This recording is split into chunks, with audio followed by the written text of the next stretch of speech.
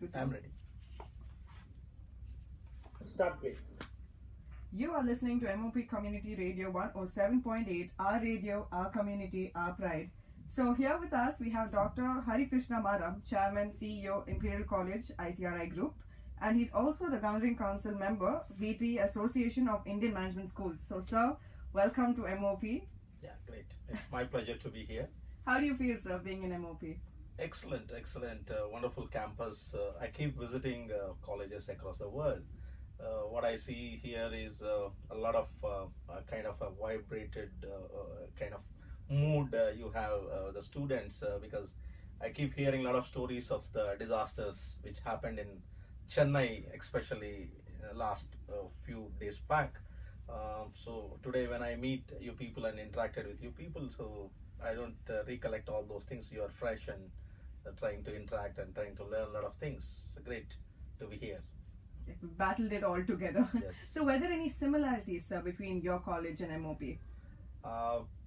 Yeah, similarity. One is I see a lot of you students show a lot of interest on entrepreneur skills.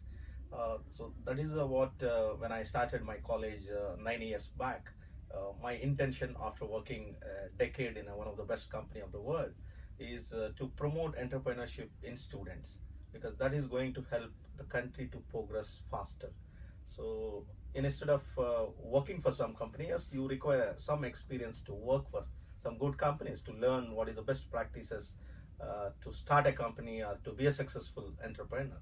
So in fact, when I see all you students and interacted a couple of minutes back, I see a similar kind of qualities. Your students also have a lot of interest to learn new things, learn the best practices. So I think definitely this college students going to do a better in coming years. Hello, good morning. I'm Sweksha and I'm doing a journal on making in India. It's for a college program. So I just wanted to ask you a few inputs on what are your thoughts on the Making in India scheme launched by the Indian government last year. Yeah. So how do you think, sir, it is going to impact our development strategy? Yeah, in my talk, I was focusing of Indian economy, which is now 2.2 trillion economy presently, and by 2025, we are projecting to reach to the 10 trillion economy.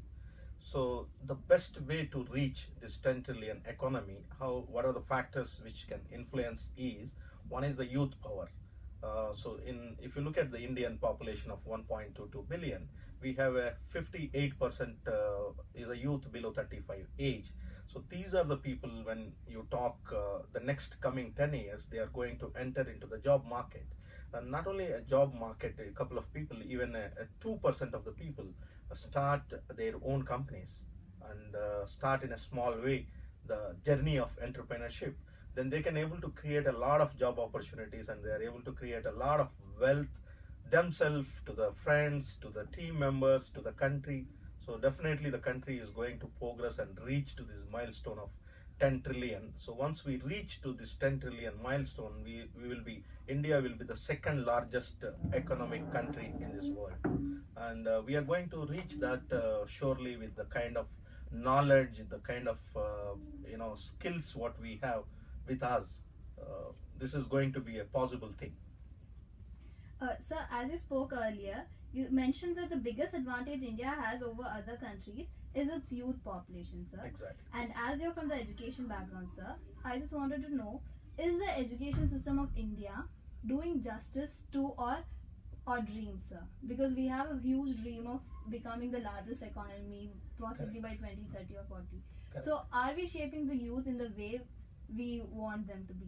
Yeah, in fact, I was just watching today morning, yesterday, the Google global head Sundar Pichai's interview, and his talk also, a couple of clips they were showing. So in fact, he was telling about comparing with the Indian education system and the global education system which happen in most advanced countries in US and UK. But I strongly believe today the Sundar Pichai, who is from India, Satya Nadella, who is from India, who studied these all people, whatever examples I'm giving, in your class also.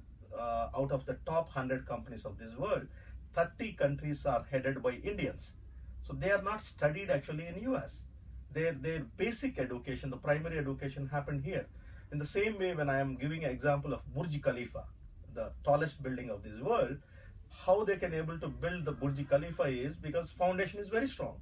So the foundation of these people, the top CEOs of this world are Indians. Their foundation happened in India. So you cannot blame the Indian education system. So only thing is when from the foundation, the things goes properly. I think when the student reach to the higher education and they develop the skills and practical knowledge, then things will become more stronger and they can able to be a successful wherever they go in the world economy.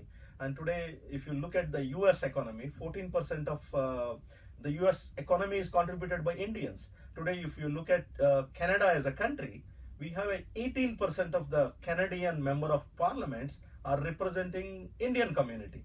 And today the defense minister of the Canada is an Indian.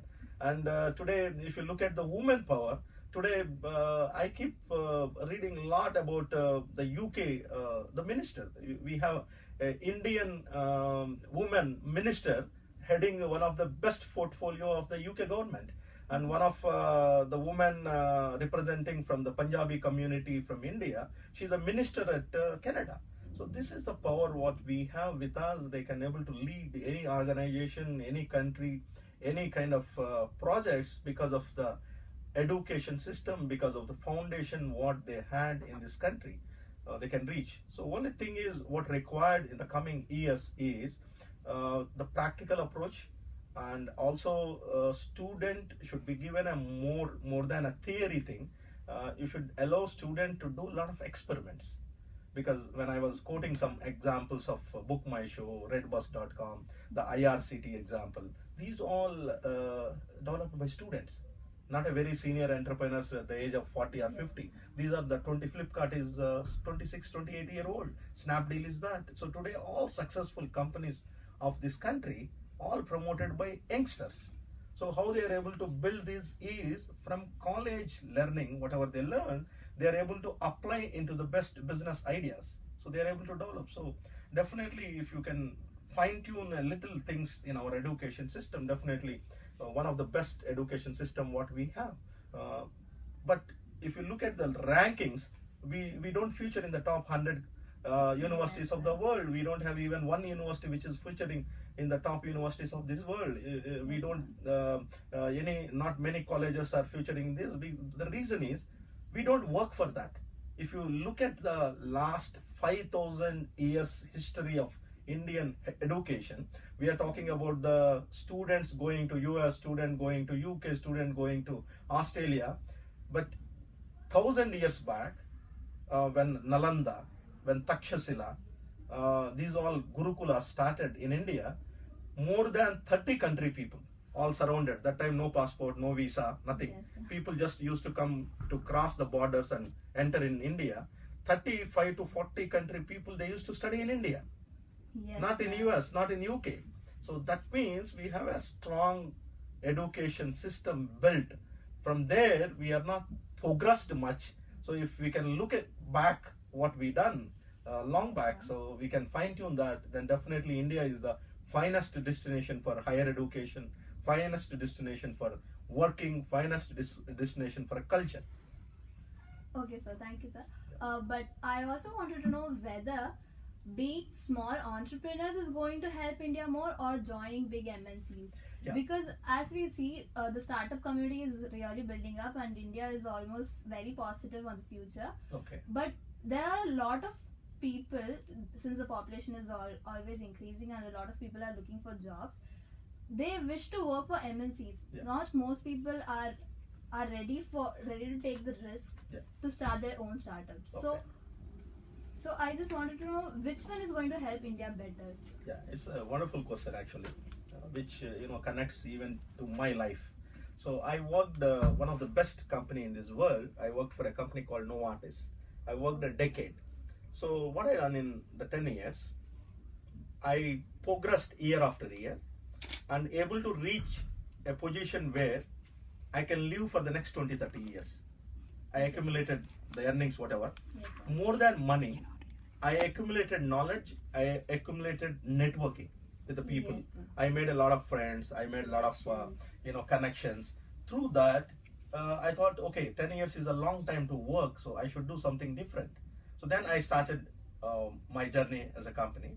So my advice to the student community, especially who are coming out of the best colleges like MOP Vaishnavi, is look for opportunities, definitely. Plan what you want to do. When I am talking about India at 2025, you also should think you at 2025. Yes. What you have to do at 2025. So to reach to your dream, what you want to do in 2025, the 5 years you have to learn.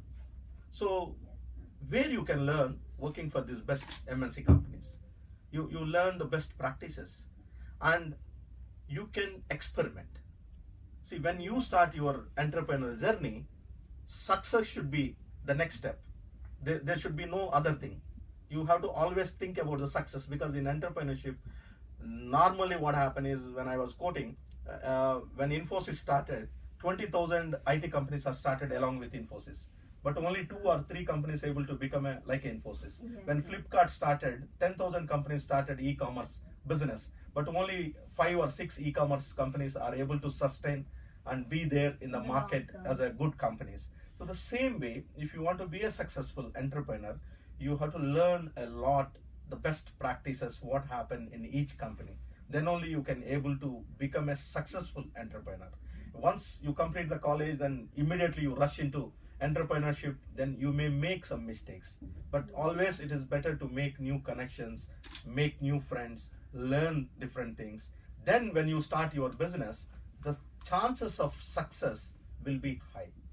As you said, sir, our foundation will be stronger. Yes. Thank you exactly. so much, sir, for your time out, and we've understood that everything starts from grassroots level. Exactly. So thank you so much again, and you're listening to 107.8 MOP CRS. Great. Thank Thank you, you. sir. It's a wonderful interacting with you all. Thank you, sir. Thank you, All sir. the best.